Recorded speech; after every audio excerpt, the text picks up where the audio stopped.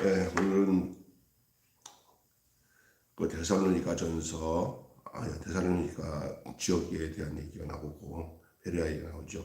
사도행전 17장 1절에서 15절 말씀 함께 읽었습니다. 오늘 17장입니다. 1절부터 15절 읽었습니다.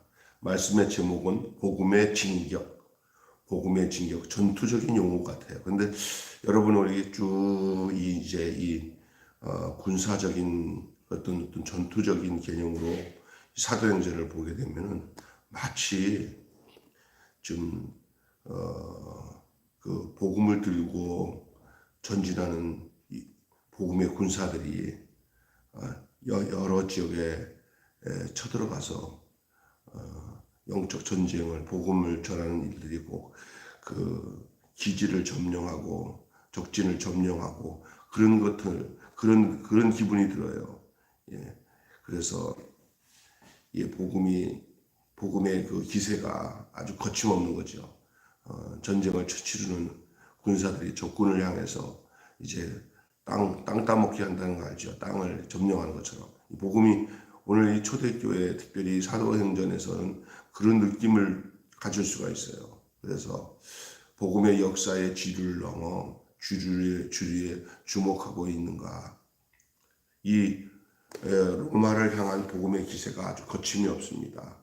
이 마게도냐 첫 성인 빌립보로 시작하여서 이제 데살로니가 또 베레아 그리고 아덴에 이제 이르기까지 복음은 계속 진격을 거듭합니다. 환대보다 냉대가 더 많은 상황이고 그 기세를 꺾기 위해서 악한 세력들이 아주 안간힘을 쓰고 있긴 하지만은 교회의 성장을 막을 수가 없었고 그것처럼 선교의 확장도 절대 막을 수가 없어요. 하여간 바울과 그 일행이 움직이는 곳마다 교회가 세워지고 복음이 전해져서 그리스도인들이 더해지는 역사가 계속 나타납니다. 이 선교의 현장에 이런 역동적인 역사가 일어나기를 기도해 봅니다. 오늘 본문에 보면은 첫째로 오해가 뭐냐? 이 빌립보 성에서 심한 옥고를 치르죠. 바울과 실라가.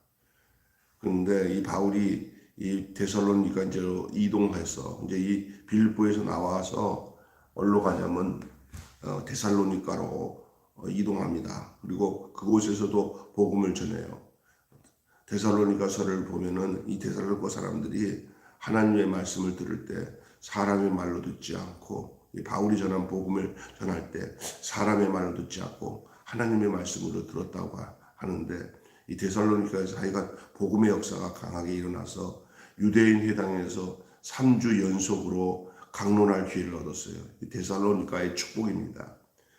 긴 3주 동안 쉬지 않고 이 유대인 회당에서 이 그리스도는 예수다, 예수가 그리스도다라고 하는 이 예수님의 순환과 예수의 부활을 전하면서 그것이 바로 예언의 성취가 된 것이고 그 바로 메시아가 우리가 생각하는 그런 메시아가 아니라 인류를 구원하시기 위해서 당신들의 죄를 위해서 십자가에서 죽으시고 부활하신 그 예수가 우리의 그리스도다. 이것을 아주 정확하게 증거를 해요. 거기서 이제 적지 않은 사람들이 예수님을 만납니다.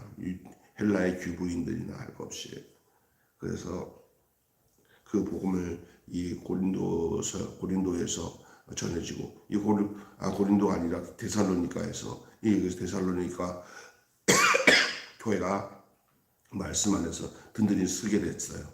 고난 없이는 선교도 없지만 고난 없이 구속도 없고요. 영광도 없습니다. 그러나 이렇게 복음을 전하는 가운데 가만 놔두지 않는 것이 사탄의 역사죠. 박해가 이르게 돼요. 박해. 바울의 성공적인 선교는 많은 유대인들을 자극을 했고 그들은 그리스도인들이 친히 이 천하를 어지럽게 한다. 그리고 예수를 내세워서 가이사의 주대심을 부정하게 한다. 천하를 요동케 소란케 하는 자들이다. 막 이런 식으로 막 이렇게 빌미를 세워서 박해를 합니다. 욕심 충족이 아니라 회심을 요구하고 두 주인을 용납지 않은 이 복음은 자기 보좌에서 내려온 이들에게만 환영을 받습니다. 맞습니다. 정확한 말입니다. 자기 보좌에서 내려온 자들만 환영을 받을 수 있는 복음. 이 말은 어떻게 다시 정리해서 설명해야 되냐면, 내 고집을 가지고 내가 왕이다, 내 욕심을 추구하는 자들에게는 절대 복음이 들어오지 않습니다.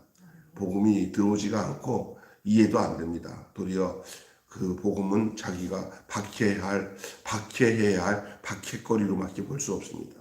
당시 이 데살로니가나 이 바울의 이 성공적인 복음 선교에도 많은 유대인들이 도리어 바울을 예수를 죽였던 그 세력들이 바울을 죽이는 세력으로 바뀌어진 것처럼 보이게 됐습니다.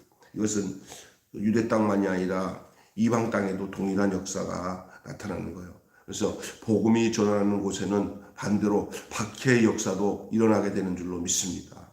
그래서 직접적으로 선교를 하는 선교자나 오늘날 또 정말 인생의 이 복음이 하나님이 인간의 우리에게 주신 이 복음을 시도 때도 없이 정말 때를 어떤지 오든지 복음을 증거하려고 하면은 세상이 가만 놔두지 않습니다. 사실은 그냥 가만히 있으니까 박해도 없는 것이, 복음을 위해서 시동을 걸고 움직여 보세요. 아주 조용하던 사람이 갑자기 복음 전하는 것을 반대합니다. 가장 가까운 사람이 반대할 수도 있습니다. 어떻든 간에 이 바울이 복음을 전하는 이 상황 속에 이방인들이 주님께로 돌아오기도 했지만 가장 가까이 있는 유대인들이 도리어 바울의 전하는 이 복음을 박해하고 반대하고 핍박하기에 이르렀습니다. 그러면서 바울은 오늘 본문 보면은 이곳저곳으로 피해 다녔어요. 이쪽에서 핍박하고 박해하면은 여기로 가고, 오늘 본문에 보면 바울은 이렇게 박해를 피해서 데살로니가에서 베레아로, 그리고 또 베레아에서 아덴으로 이렇게 피했습니다. 세 곳으로 피하는 모습이 나오죠, 마지막 부분에. 그러나 이건 피하는 것이긴 하지만 그렇게 피해서 가다 보니까 피한 그곳에서 또 복음을 전하게 됐고, 그 복음이 도리어 더 넓은 지역으로 확산되는 계기가 되었다는 거예요. 여러분, 그리스도인들이 가는 곳에는 곳곳에서 그리스도의 복음이 증거되고, 그리고 그리스도인들이 생겨나게 되는 거예요. 참 희한합니다.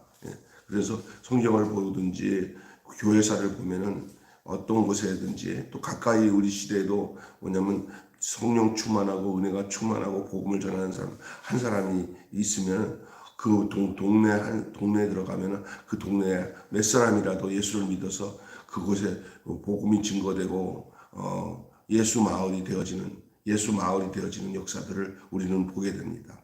옛날에 지금은 덜하지만 교통이 발전되지 않고 말 타고 다니던 우리나라 초창기 때 우리나라의 목사님들, 또 만주까지 피신 가가지고 만주에서 말 타고 다니면서 복음을 전했던 우리 교단 창시자인 시작하신 우리 김웅전 목사님 같은 경우도 만주에 이렇게 있으면은 만주원 어디 곳곳에마다 마을마다 연락이 오면 가서 복음을 전하면, 거기 가면 그렇게 동포들이 그 우리나라 그 만주 중국 동포들이 조선족이죠. 그 사람들이 모여가지고 목사님 기다렸어요 하면 거기서 복음을 전하면 한 번 집 부흥회가 한 일주일 동안 말씀 전하고 끝나고 나면 거기에 얼마나 그 사람들이 예수를 믿는 사람들이 생겨나고, 떠나고 난 뒤에도 이제 그 남은 사람들이 교회를 지키고 교회가 점점 확장이 되어지는, 그래서 몇 년 있다가 그 마을로 갔더니 그때 한 20-30명 복음 전했던 사람들로 인하여서 몇천 명이 예수를 믿고 있는 그런 놀라운 역사들을 했어요. 우리가 이거는 먼 이야기가 아니에요. 그 곳곳마다 복음의 씨가 뿌려져서, 여기도 마찬가지예요. 초대교회 바울이 어느 마을 여기 보니까 어느 곳이든지 가서 복음을 전하는데 박해는 있었지만 거기에 복음을 듣고 교회를 시작한 사람들은 참 희한한 게 예수를 믿고 나니까 그때부터 예수님이 일하는 거예요. 그 사람들 속에서. 예. 요즘에도 우리 교회가 어떻게 생긴 거예요? 다. 누군가가 전했으니까 교회가 생긴 거 아니에요. 내가 어떻게 예수를 믿었습니까? 누군가가 전해서 여기까지 흘러 들어와서 생명의 복음이 들어오는 거예요. 기가 막혀요. 그래서 우리는 선교를 중단할 수 없는 이유가 제가 필리핀에 가보니까 이 선교지에 나가 복음을 전하는 사람들이 이 사도행전의 이야기가 실제적으로 그 선교지 현장에서 이루어지고 있었고 우리나라도 초창기 때 이 복음이 들어와가지고 마을마다 이 복음이 처음에는 얼마나 핍박이 심했어요. 야소 귀신 들었다. 너 이년아 저년아 하면서 막 머리도 잘라가지고 교회도 못 가게 하는 사람들 많고 교회 다니기에 핍박이 많았습니다. 우리 바로 어머니 세대가 제일 아버지 어머니 세대가 가장 힘들었을 거예요. 그러나 그들의 뿌려진 씨가 이제 교회를 세우고 저희들까지 왔는데 지금은 대한민국은 어떤 시대냐? 아주 이상하게 더 어려운 시대가 됐어요. 그렇게 수용성 있게 복음이 받아들이지 않아요. 왜? 잘못 믿는 사람들로 인해서 복음이 더 훼손되어서 이제는 믿어야 될 복음이 아니라 참 택하신 사람 빼놓고는 예수를 믿기가 어려운 토양이 되어졌다는 것을 알아야 됩니다. 도리어 저기 아프리카나 저 미개한 지역에 가서 복음 전하면 그렇게 복음을 받아들이는 수용성이 강한데도 한국 땅은 초기에는 그랬지만 지금은 옛날처럼 교회 세우기가 쉽지 않아요. 예. 왜 그렇게 됐을까요? 이게 뭐냐면은 마지막 때 믿는 사람들이 어떻게 그 복음대로 사느냐의 그 역사가 강할수록 복음의 수용성이 강합니다. 우리나라도 지역적으로도 전라도 전주나 저 군산 쪽에는 복음의 그 확산이 많이 돼서 그 퍼센트가 기독교 퍼센트가 막 뭐 50% 40% 이렇게 올라간 지역이 있어요. 자세히 그걸 살펴보면은 우리나라 지금 한 100년 전에 미국 사람들 중에 좀 괜찮은 사람들이 특별히 전주에 그쪽에 예수병원 세우신 그 미국 선교사 서소평이라고 하는 우리나라 이름 부르는 서소평이에요. 이 서소평 이 선교사 여자 선교사인데 그 선교사의 희생으로 인하여서 그 전주는 다른 지역보다 더 많은 복음이 증거된 것들을 볼 수가 있고 저기 어디야 저 전라도 증도라고 하는 곳에 가면은 이 여자 전도사였던 그 이름이 갑자기 뭐야 그 여자 전도사였어 누구죠? 그 전도사의 한 사람이 희생으로 인해서 그 많은 목사들이 배출되고 복음이 전해졌어요. 이게 뭐 오래된 얘기가 아니에요. 이름을 갑자기 잊어먹네. 그래 그 마을 전체가 천사의 섬이라 할 정도로 그래서 배 타고 다니면서 곳곳에서 병든 자 끌어안고 저기 종기 난 사람들 종기 치료하면서 입 빨아서 다 종기 뱉기도 하고 출산하지 못하는 아낙네들 가서 다 무료로 출산시키고 애를 받아주고 그 다음에 가난한 자들을 위해서 동네 사람들한테 가서 포대기로 한 숟가락씩 밥을 얻어가지고 그래가지고 십시일반이라는 말이 그래요. 그래가지고 그 죽을 끓여가지고 죽어가는 사람들 못 먹어서 죽어가는 사람을 먹이고 이게 대신거지라고. 그렇게 복음을 삶을 통해서 증거했던 그 증거들이 얼마 안 된 그 100년 여간 안에 있었던 대한민국이에요. 거기는 거의 교회가 마을의 99%가 예수 믿더라고. 이런 역사는 뭐예요? 한 사람의 복음 전도자에 인해서 그런 결과를 맞이하게 되는 것을 우리는 보게 됩니다. 복음의 진격이라는 말씀으로 오늘 그러는데 이 초대교회가 세우시던 그 초대 바울의 전도 여행 시에 이루어졌던 그 마을마다 다 교회가 되어지고 거기에 복음이 증거되는데 점점 복음이 진격 앞으로 하잖아요. 점점 복음이 점점 그 고지를 향해서 최고의 목적이 어디였어요? 바울에게는 로마의 복음을 전하는 것이 목적이었죠. 로마는 그 당시에 모든 길은 로마로 통한다고 그랬잖아요. 세계 선교를 이루기 위해서는 로마에 가서 십자가를 꽂아야 된다. 그것이 바울의 목표였어요. 그래서 그 로마 주변 국가 주변 도시들이 점점 복음으로 교회가 세워지고 믿는 자가 세워지면 또 옮기고. 근데 하나님이 그곳에서 핍박이 있게 하는데 그곳에 머물지 못하도록 그러면 또 도망쳐서 다른 마을로 가서 거기 가서 또 거점 확보하는데 거기서 그 역할을 할 수 있는 사람을 한두 사람이라도 믿게 하면은 그 사람이 또 복음 전도사로 그 교회를 맡아서 또 이제 지는데 기가 막힌 것은 바울이 이렇게 복음 전하다가 다시 한번 돌아와요. 그래갖고 그곳에 복음 전했던 몇 년 전에 복음 전했던 곳에 가보면은 기가 막힌 일이 그 한두 명이 복음 듣던 사람들이 아니 교회를 만들어가지고 수천 명 수백 명이 막 늘어났을 때 어떤 생각이 들겠어요? 야, 그냥 하나님의 미랄이 떨어져서 수많은 열매를 맺는 역사가 곳곳마다 나타나는 거예요. 있습니까? 우리가 이제 이 땅에 살면서 예수 한 사람 어떤 어린아이 하나를 전도했어요. 그걸 우습게 생각하면 안 돼요.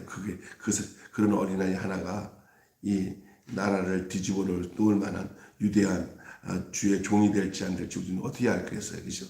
그러니까 어떤 그 권사님이 그러더라고요.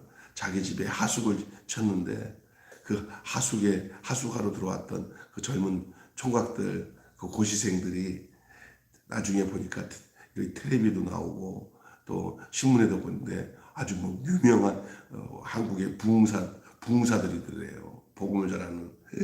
그리고 아이고 우리 집에 있던 총각들인데 어떻게 이렇게 됐나.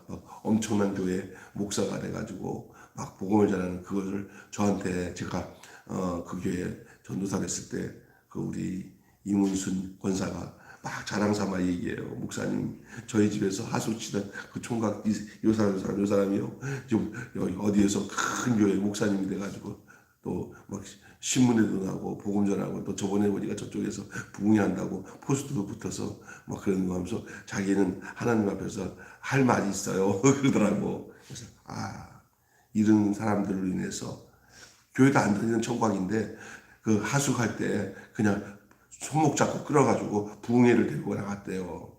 아유 아줌마 왜 그래요? 가서 복음 듣고 우리나라에서 알만한 유명한 목사님이 됐다는 거예요.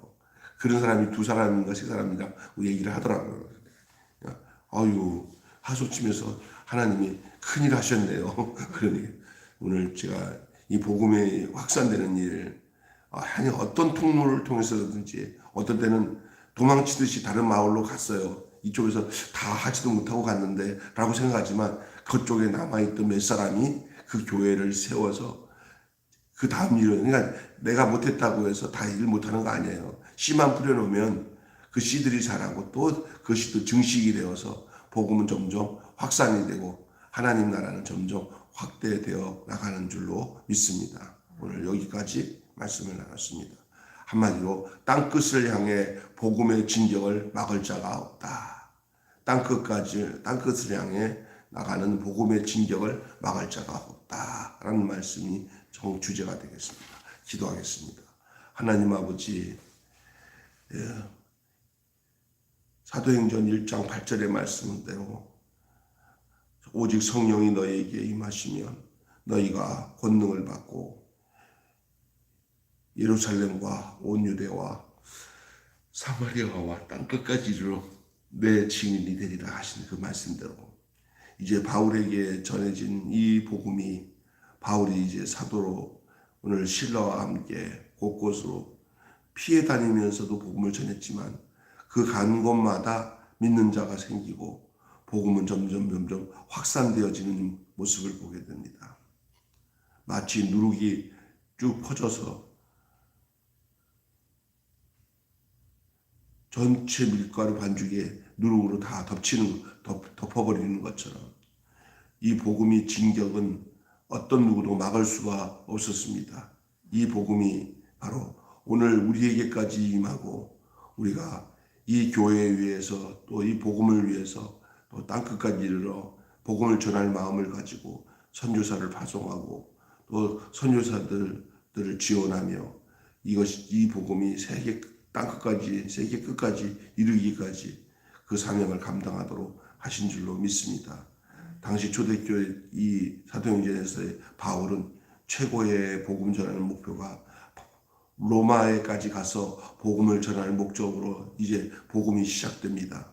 그는 로마에 가고 싶었지만 가지 못했지만 그러나 로마 주변에 있는 그 곳곳의 마을마다 도시마다 그 바울이 들어가는 곳에는 복음이 증거되고 소동도 일어나고 박해도 있었지만은 그러나 그곳에서 하나님이 택한 사람, 자기 마음의 보좌에서 내려온 사람들, 내가 내 인생의 주인이 아니라는 사실을 알고 예수님을 나의 주로 영접하는 자들에게는 이 복음이 들려지기 시작하고 이 복음이 교회를 세우고 그리고 이 선교의 기지로 바뀌어지는 역사가 나타나며 세계 선교의 교두보를 형성하게 된 것을 우리는 보게 됩니다.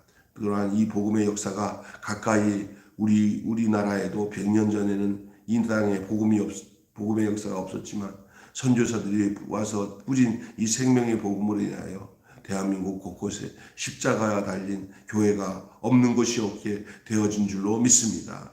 그러나 교회가 교회 역할을 이제 제대로 하지 못하는 이런 암울한 시대 속에서도 저희들이 중단하지 않고 계속 때를 얻든지 못 얻든지 한 사람이도 예수 믿는 사람이 있다면 예수 믿는 자가 믿지 않는 자가 있다면 그 자에게 복음을 증거하는 것이 바로 세계 선교의 시작인 줄로 믿습니다.